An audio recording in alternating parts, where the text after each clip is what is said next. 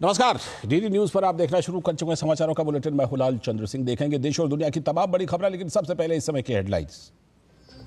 नई दिल्ली में प्रधानमंत्री नरेंद्र मोदी और इंडोनेशिया के राष्ट्रपति प्रबोवो सुबियांतो के बीच प्रतिनिधिमंडल स्तर की हुई वार्ता। दोनों देशों के बीच द्विपक्षीय सहयोग बढ़ाने पर हुई चर्चा। इससे पहले राष्ट्रपति भवन में हुआ प्रबोवो सुबियांतो का औपचारिक स्वागत।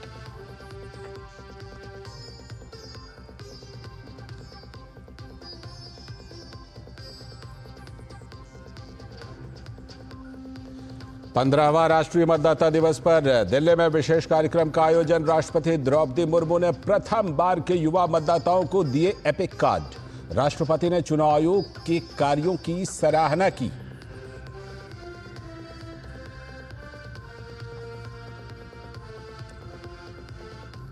गणतंत्र दिवस के अवसर पर वाइब्रेंट विलेज कार्यक्रम के अंतर्गत गांवों से आए विशिष्ट अतिथियों के साथ केंद्रीय गृह मंत्री अमित शाह ने किया आत्मीय संवाद। कहा, गांव और दिल्ली के बीच दिल की दूरी समाप्त करना है इस कार्यक्रम का उद्देश्य।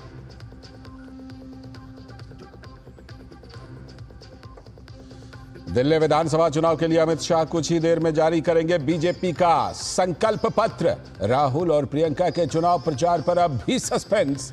वहीं कांग्रेस नेता उदित राज ने केजरीवाल को बताया सांप्रदायिक।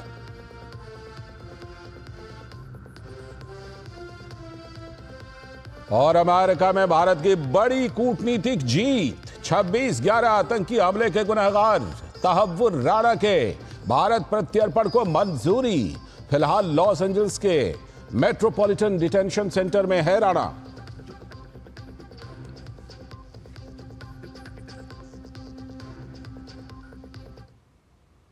हेडलाइन के बाद अब खबरें विस्तार से। नई दिल्ली के हैदराबाद हाउस में भारत और इंडोनेशिया के बीच प्रतिनिधिमंडल स्तर की वार्ता हुई। भारतीय प्रतिनिधिमंडल का नेतृत्व प्रधानमंत्री नरेंद्र मोदी और इंडोनेशिया के प्रतिनिधिमंडल की अगुवाई राष्ट्रपति प्रबोवो सुबियांतो ने की। इस दौरान द्विपक्षीय सहयोग में विस्तार की संभावनाओं पर विचार विमर्श किया गया। दोनों देशों ने आपसी सहयोग में हो रही प्रगति की भी समीक्षा की।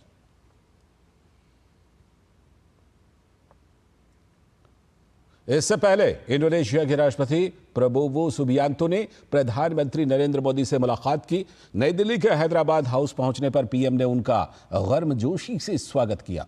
दोनों नेताओं की बैठक में अहम मुद्दों पर चर्चा हुई। गौरतलब है कि भारत और इंडोनेशिया के बीच मधुर और मैत्रीपूर्ण संबंध सदियों से कायम हैं।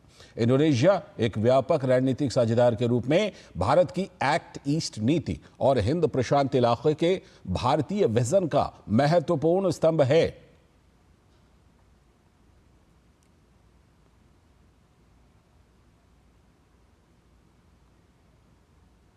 और इंडोनेशिया के राष्ट्रपति प्रबोवो सुबियांतो राजघाट भी गए। उन्होंने राष्ट्रपिता महात्मा गांधी को नमन किया और श्रद्धा सुमन अर्पित किए।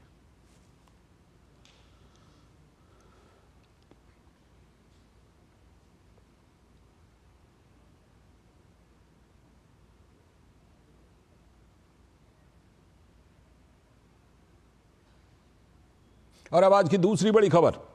76वें गणतंत्र दिवस के अवसर पर वाइब्रेंट विलेज कार्यक्रम के अंतर्गत गांवों से आए हुए विशिष्ट अतिथियों के साथ केंद्रीय गृह मंत्री अमित शाह ने आत्मीय संवाद किया।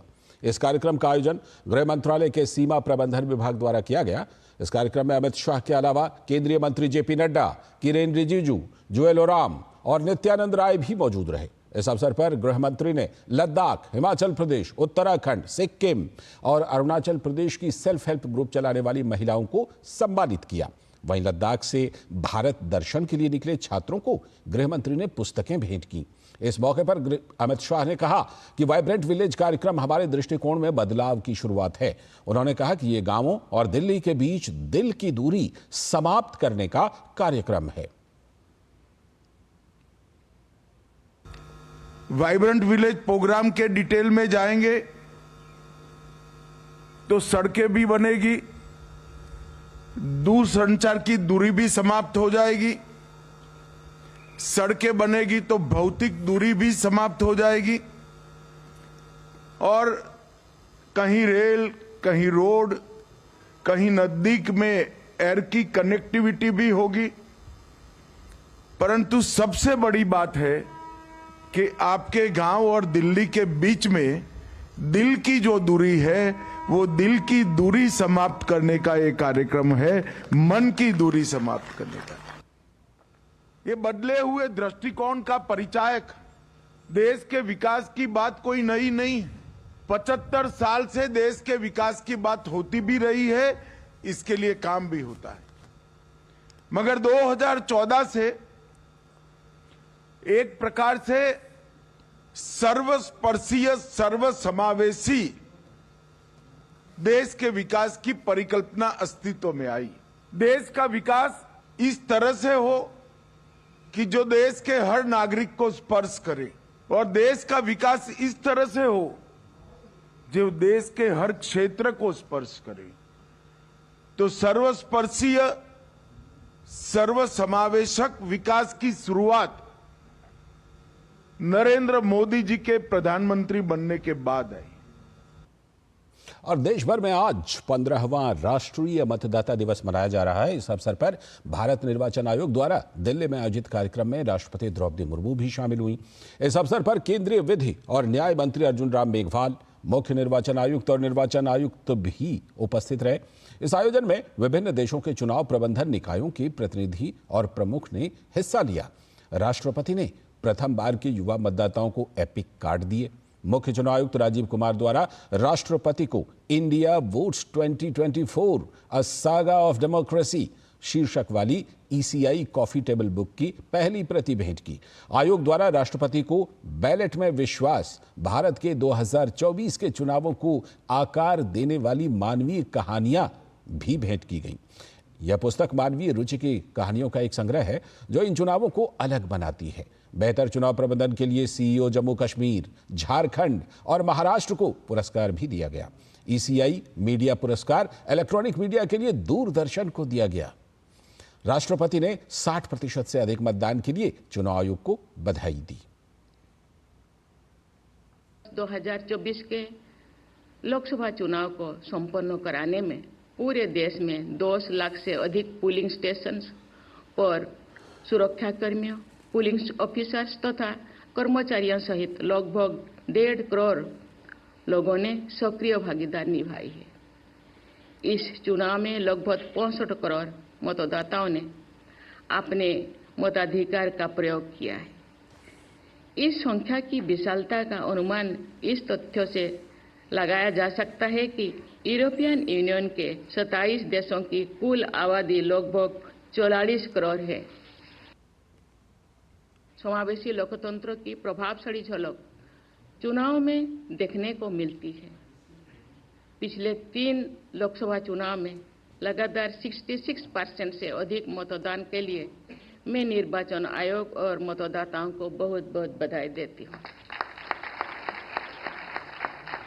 इन चुनाव में महिलाओं की बढ़ती हुई भागीदारी हमारे समाज और देश के समग्र विकास का महत्वपूर्ण संकेत है। मुझे ये जानकर बहुत प्रसन्नता हुई है कि निर्वाचन आयोग ने 85 वर्ष से अधिक आयु के वयोवृद्ध मतदाताओं, दिव्यांग मतदाताओं तथा सुदूर क्षेत्रों में बसे जनजातीय मतदाताओं के लिए मतदान प्रक्रिया को सुगम बनाने हेतु विशेष प्रयास किए हैं। वहीं केंद्रीय मंत्री अर्जुन राम मेघवाल ने भी मतदाता दिवस पर देशवासियों को बधाई दी और उन्होंने कहा कि चुनाव आयोग ने पिछले 7 दशकों में तमाम चुनाव कराकर देश के लोकतंत्र को मजबूत करने का काम किया है। इसके लिए चुनाव आयोग का देश आभार व्यक्त करता है। साथ ही उन्होंने कहा कि हमने पिछले 75 वर्षों में चुनाव सुधारों को लेकर तमाम ऐतिहासिक कदम उठाने का काम किया है। चुनाव आयोग ने विगत 7 से भी अधिक दशकों से देश में आयोजित 18 आम चुनाव, 416 विधानसभाओं के चुनाव व 98 करोड़ से अधिक मतदाताओं तथा सांस्कृतिक, भौगोलिक व सामाजिक विविधताओं से भरे हुए देश में दोष रहित व शांतिपूर्ण तरीके से स्वतंत्र व निष्पक्ष चुनाव कराकर अपने संवैधानिक दायित्व को पूरा किया। मैं चुनाव आयोग को बहुत बहुत बधाई देता हूं। और मुख्य चुनाव आयुक्त राजीव कुमार ने राष्ट्रीय मतदाता दिवस पर देशवासियों को बधाई दी। उन्होंने कहा कि पिछले सालों में मतदाताओं की संख्या बढ़ी है, साथ ही पिछले सालों में हमें चुनाव के मामले में बड़ी सफलता मिली है, लेकिन अभी हमें और बहुत सारे सुधार करने हैं। जब हम राष्ट्रीय मतदाता दिवस पूरे देश में मना रहे हैं, मुझे ये बताते हुए खुशी है कि जनवरी 2025 में आज देश में वोटर्स की संख्या 99 करोड़ के पार कर गई। We are going to be the nation of 1 billion voters very soon, may be next year.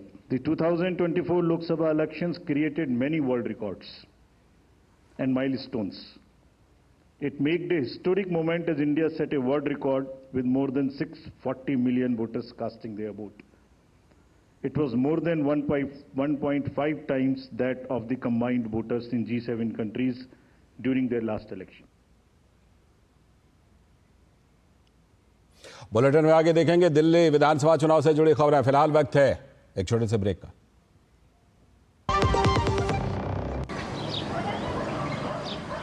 माँ, अब 2500 रुपए मिलेंगे और भाभी को 21,000 अलग से। अरे कौन दे रहा है? भाजपा दिल्ली में सरकार बनते ही देगी। तब तो जरूर मिलेगा। जो मोदी कहता है करता है, गारंटी के साथ। तो घर में हर महीने 7,500 रुपए पक्के और 21,000 भी। विकसित दिल्ली मोदी की गारंटी। 5 फरवरी को कमल का बटन दबाएं, भाजपा को जिताएं। स्वागत है ब्रेक के बाद। आगे की बड़ी खबरों में दिल्ली विधानसभा चुनाव में केंद्रीय गृह मंत्री और भाजपा के वरिष्ठ नेता अमित शाह आज चुनावी हुंकार भरने वाले हैं। अमित शाह आज दिल्ली में 2 जनसभाएं और 1 रोड शो भी करेंगे। राजौरी गार्डन और त्रिनगर विधानसभा में अमित शाह रैली संबोधित करेंगे, जहां वो भाजपा के विकास कार्यों और प्रमुख मुद्दों पर जोर देंगे। जनसभा के दौरान वो पार्टी कार्यकर्ताओं से संवाद करेंगे और दिल्ली वासियों के लिए भाजपा के भविष्य की विकास योजनाओं पर विस्तार से चर्चा करेंगे। इसके बाद अमित शाह आदर्श नगर में रोड शो करेंगे। इस दौरान अमित शाह दिल्ली विधानसभा चुनाव के लिए भाजपा के संकल्प पत्र की अगली किस्त भी जारी करेंगे। दिल्ली विधानसभा चुनाव को लेकर बीजेपी पहले ही अपने 2 संकल्प पत्र जारी कर चुकी है, जिसमें पार्टी ने दिल्ली की जनता से कई वादे किए हैं। बीजेपी ने अपने दूसरे संकल्प पत्र में सरकारी शिक्षण संस्थानों में जरूरतमंद छात्रों को केजी से लेकर पीजी तक मुफ्त शिक्षा और युवाओं को प्रतियोगी परीक्षाओं के लिए 15,000 रुपए की वित्तीय सहायता और 2 बार की यात्रा और आवेदन शुल्क की प्रतिपूर्ति का वादा किया था। इसके अलावा भी कई वादा किए गए हैं।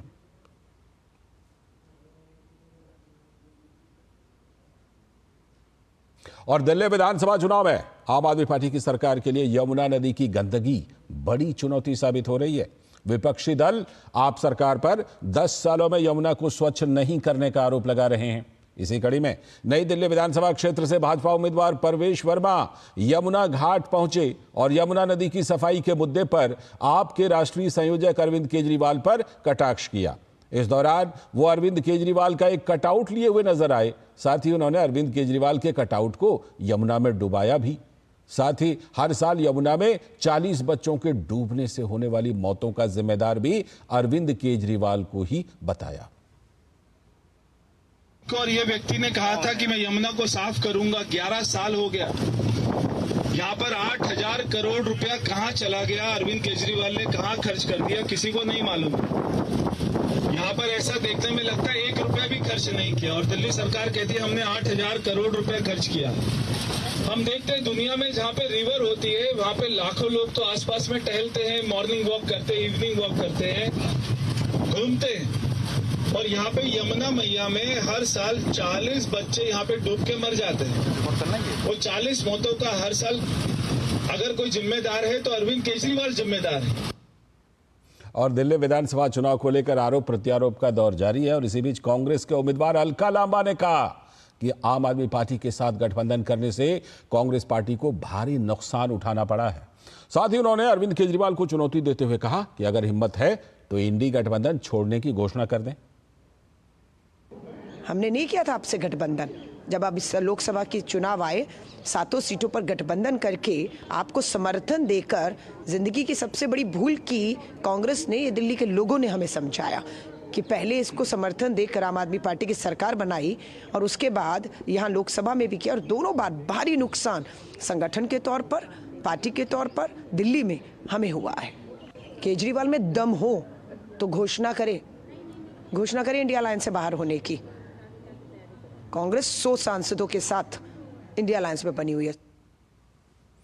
और इस बार गणतंत्र दिवस पर अलग अलग क्षेत्रों के लोगों को आमंत्रित किया गया है। इसी क्रम में अलग अलग राज्यों से करीब 500 आशा वर्कर और उनकी जीवन साथियों को समारोह में विशेष अतिथि के रूप में आमंत्रित किया गया है। स्वास्थ्य क्षेत्र में आशा वर्कर की अद्वितीय योगदान की सराहना करते हुए स्वास्थ्य सचिव पुण्य सलिला श्रीवास्तव ने कहा कि आशा कार्यकर्ता स्वास्थ्य सुविधाओं की रीढ़ हैं और गणतंत्र दिवस में उनका हिस्सा लेना गर्व की बात है। गणतंत्र दिवस के उपलक्ष्य में करीब 500 आशा वर्कर्स व उनके परिवारजन दिल्ली आए हैं। सभी मानते हैं कि वो हमारी स्वास्थ्य जो पूरी सेवाएं हैं उसकी नींव है और इसलिए हम उनका बहुत ही अभिनंदन कर रहे हैं। आज इस सभागार में आकर के हम सबको नारी शक्ति भी महसूस हुई है। सभी आशा बहनों को, पूरे देश भर की आशा बहनों को जो आ पाई या नहीं आ पाई, सबको बहुत बहुत शुभकामनाएं। और देश के अलग अलग हिस्सों से आई आशा कार्यकर्ताओं ने खुशी जताई। इस बार के गणतंत्र दिवस में मैं पहली बार शामिल हुई हूँ। इसके लिए हम अपने प्रधानमंत्री जी को सादर नमस्कार करते हैं, बहुत बहुत धन्यवाद करते हैं। ये मेरे लिए और मेरे परिवार के लिए बहुत गर्व की बात है। पूरा श्रेय मैं हमारे प्रधानमंत्री जी को देना चाहती हूँ। मुझे बहुत खुशी है क्योंकि पहली बार इस सभा में मैं आई हूँ। इतनी बड़ी अपॉर्चुनिटी मिली है यहाँ पे आकर, बहुत बहुत एक्साइटेड हूँ मैं। Thank you Modi ji. मुझे बहुत ही अच्छा लग रहा है और पहली बार हम दिल्ली आए, मतलब दिल्ली ही हमने तो पहली बार देखा है और गणतंत्र दिवस में हम जो शामिल हो रहे हैं तो हमें बहुत अच्छा महसूस हुआ है। अच्छा लगा, बहुत गर्व महसूस कर रहे हो। अपने जीवन साथी के साथ पहला मौका मिला है। हम खुद को मतलब हमेशा एक छोटी वर्कर सोचते थे, तो ऐसा कुछ नहीं है। वो हमारे मन में एक थोड़ी भावना थी। बाकी यहाँ आके हमें बहुत ही अच्छा लग रहा है। गणतंत्र दिवस पर मैं पहली बार यहाँ आई हूँ, तो वो कार्यक्रम देख के मेरे को बहुत अच्छा लगेगा। प्रधानमंत्री जी मोदी जी को मैं पहली बार अपनी आंखों से देखूंगी। बहुत प्राउडली फील हो रहा है। फैमिली वालों को भी बहुत ही प्राउडली फील हुआ है। फेस टू फेस मैं प्रधानमंत्री जी का भी प्रोग्राम देखूंगी, उनसे मिलूंगी, तो मुझे बहुत ही अच्छा लगा ये सब। मैं सपने में भी नहीं सोचा था कि एक आशा वर्कर स्पेशल गेस्ट के रूप में इनवाइट किया जाएगा, तो मैं बहुत सौभाग्यशाली समझती हूँ। और केंद्रीय स्वास्थ्य मंत्री जेपी नड्डा ने दिल्ली में वाइब्रेंट विलेज कार्यक्रम में के लिए दिल्ली आए अतिथियों के साथ संवाद किया और इस मौके पर उन्होंने कहा कि प्रधानमंत्री नरेंद्र मोदी ने देश के अंतिम छोर पर रहने वाले लोगों की बेहतरी के लिए सराहनीय कार्य किए हैं।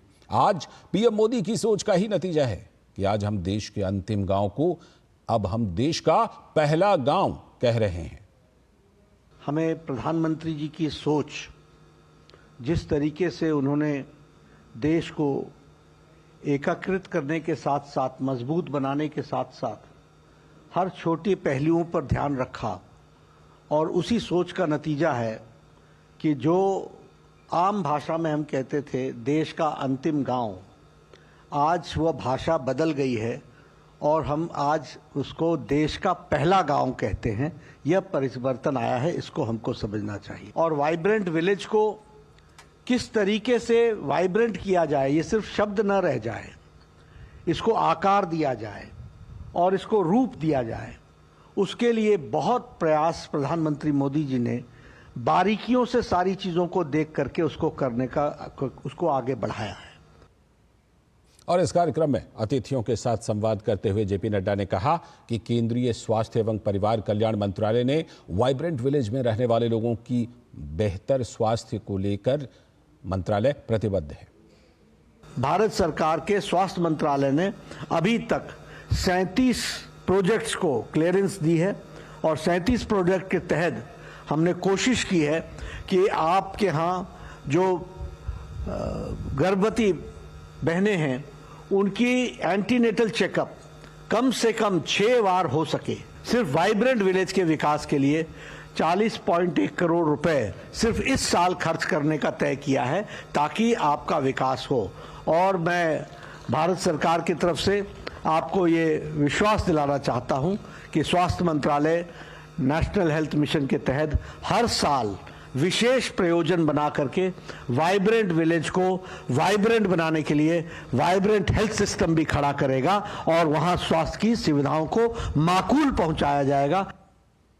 और इस बीच देश की आन बान और शान गणतंत्र दिवस परेड के लिए प्रशासन ने सुरक्षा व्यवस्था चाक चौबंद कर दी है।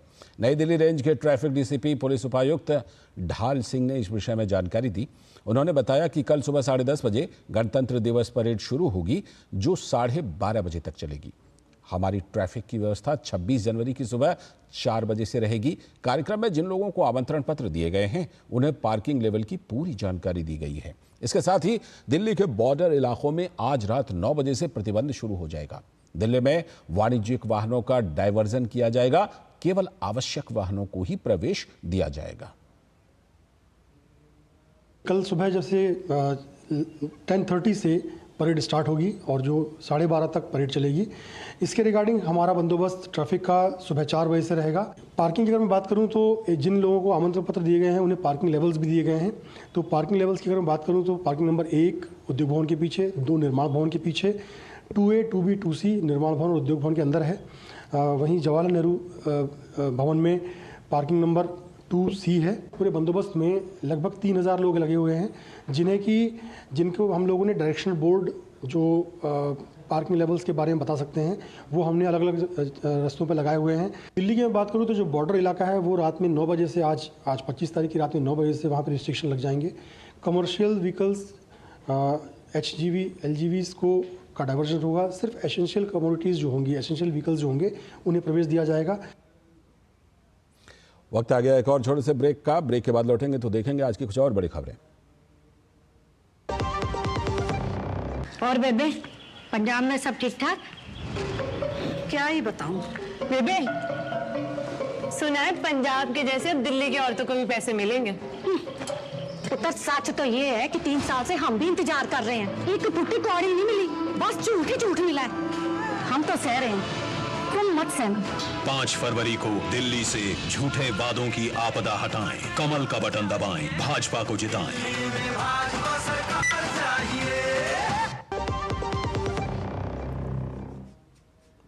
स्वागत है। ब्रेक के बाद आगे की बड़ी खबरों में भारतीय रेलवे ने आज श्री माता वैष्णो देवी रेलवे स्टेशन कटरा से श्रीनगर तक पहली वंदे भारत ट्रेन का ट्रायल रन शुरू कर दिया।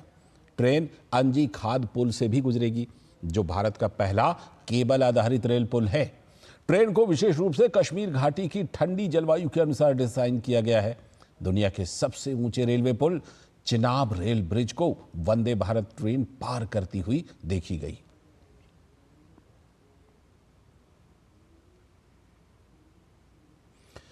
और अब खबर उत्तर प्रदेश से, जहां संभल में प्रशासन ने ASI की मौजूदगी में मुगल कालीन शाही जामा मस्जिद के पास मिले सदियों पुराने कुएं की खुदाई शुरू की है। संभल जिले के इतिहास में कुल 19 कुओं का उल्लेख है और डीएम ने जो जानकारी दी है उसके मुताबिक अब तक 17 कुओं की पहचान कर ली गई है। दशकों से इन कुओं को बंद कर दिया गया था और उन पर अतिक्रमण कर लिया गया था। जामा मस्जिद से सटे कुएं पर भी अतिक्रमण कर उस पर सीमेंटेड चबूतरा बना दिया गया था। खोज के दौरान अलग से 9 और कुएं मिले हैं, जिनमें 19 महाकूप और 87 तीर्थ स्थल भी शामिल हैं। इसके अलावा 41 तीर्थ खोजे गए हैं। ये दोनों स्थान महर्षि दधीची आश्रम और अमरपति खेड़ा एक दूसरे के करीब स्थित हैं। 1200 ईस्वी, 1700 ईस्वी के कुछ सिक्के भी मिले हैं, जिन पर राम लक्ष्मण जानकी लिखा है। इन चीजों को संरक्षित करने के लिए एक संग्रहालय भी बनाया जाएगा।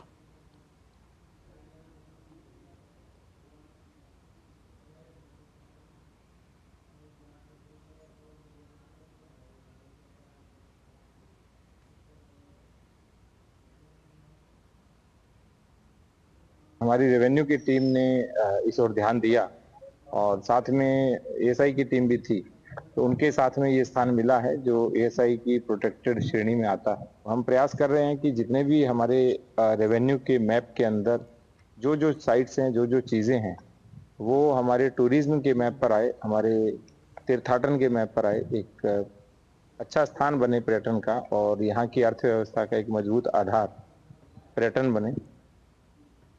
और अब बात दिव्य भव्य महाकुंभ की।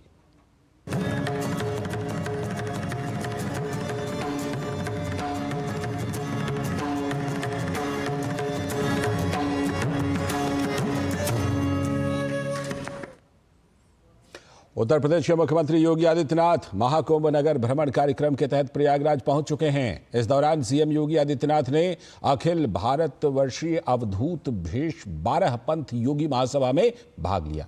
साथ ही सीएम योगी ने मौनी अमावस्या को लेकर चल रही तैयारियों की भी समीक्षा की।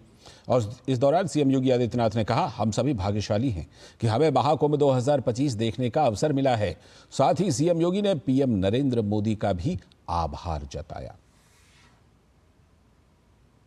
महाकुंभ के इस पावन आयोजन के साथ, उसी पवित्रता के साथ हम सबको एक संदेश देना है, देश दुनिया से आए हुए लोगों को देना है।